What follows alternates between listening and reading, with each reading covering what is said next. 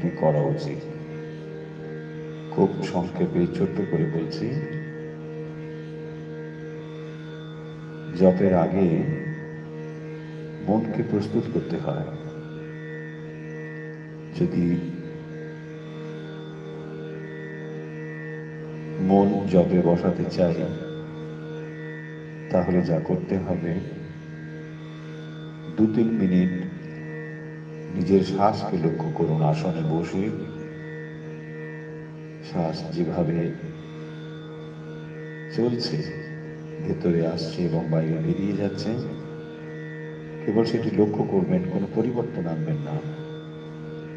আর মনে মনে একটি সংকল্প করবেন যে আজকের জপ যেন আমি ঠিক মতো করতে পারি। প্রথমেই মানুষ জপ না করে